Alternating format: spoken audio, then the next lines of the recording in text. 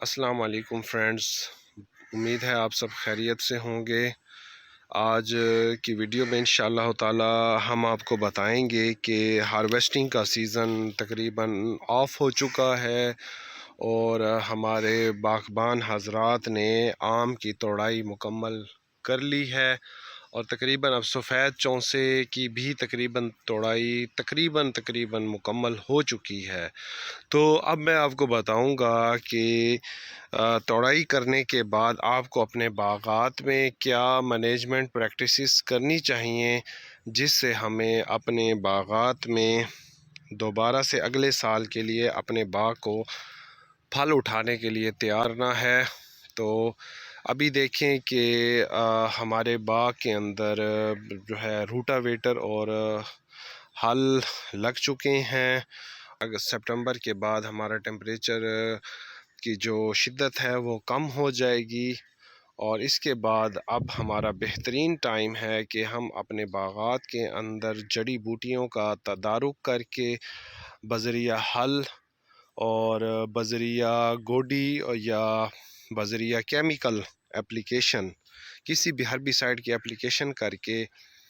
ہمیں اس وقت جڑی بوٹیوں کا تدارک کرنا ہے اور آم کے پودوں کے نیچے ہمیں چھلائی بھی کرنی ہے اور چھلائی کر کے اس کے بعد ہمیں جو ہے اب کھاد دے دینی چاہیے۔ تو اس طرح کے جو بڑے پودے ہیں اس کی ہمیں کھاد کی ڈوز اس وقت بہت مناسب مقدار میں دینی ہوگی کیونکہ یہ بہترین ٹائم ہے کھاد اپلائی کرنے کے لیے۔ اور اس ٹائم پہ اگر آپ فاسفورس، نائٹروجنی کھاد اور پوٹاش کی کھاد دیں گے تو آپ کو بہترین رزلٹس مل سکتے ہیں آئندہ سال باغ اٹھانے کے لیے، زیادہ سے زیادہ پیداوار حاصل کرنے کے لیے۔ تو میں تو اس وقت ہم انشاءاللہ تعالی ڈی اے پی کی اپلیکیشن کریں گے، ڈی اے پی کے ساتھ ہم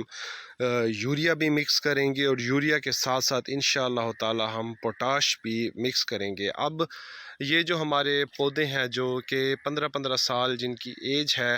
تو ان کے لیے جو بیسٹ اپلیکیشن ہے تو ڈی اے پی میں ہم تقریباً 2 kg ہم اس میں D A P plus 1 kg اس میں ہم یوریا مکس کر کے اور پلس ½ kg ایس او پی ہم مکس کر کے اس میں اپلیکیشن کریں گے فرٹیلائزرز کی اور این پی کے کی۔ اس کے بعد جو ہے پلس اگر آپ پاسبل ہو سکے تو مائکرو نیوٹرنٹس کی کھادیں ہیں جیسے کہ zinc 200 gram, magnesium sulphate 200 gram اور مطلب کاپر کی کھاد اور آئرن آپ مکس کر کے 50 30 گرام آپ مکس کر سکتے ہیں اور اس میں آپ پودے میں اپنے باغات میں اپلائی کریں گے تو انشاءاللہ تعالی آپ کے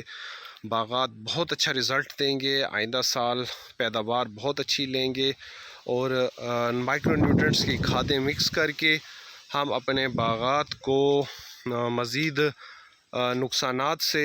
بیماریوں کا تدارک بھی کر سکیں گے۔ بیماریاں جیسے ڈائی بیک کی بیماریاں ہیں تو مائکرو نیوٹرنٹس کی کھادیں ملا کر زنک، باران اور آئرن ان کھادوں کا مکس کر کے ہم ڈائی بیک کا بھی بہترین تدارک کر سکتے ہیں۔ یا ڈائی بیک چونکہ بہت ہی خطرناک بیماری ہے تو میں آپ سب کو ریکمینڈ کروں گا کہ آپ مائکرو نیوٹرنٹس کی کھادیں لازمی مکس کریں جس میں بوران ہے۔ بوران آپ 50 سے 60 گرام فی پودا آپ اپلیکیشن کریں، آئرن بھی آپ 50 سے 30 گرام کے درمیان اپلیکیشن کریں۔ اس کے علاوہ زنک ہے وہ آپ 150 سے 200 گرام پر پودا اپلیکیشن کر سکتے ہیں۔ اور زنک کے علاوہ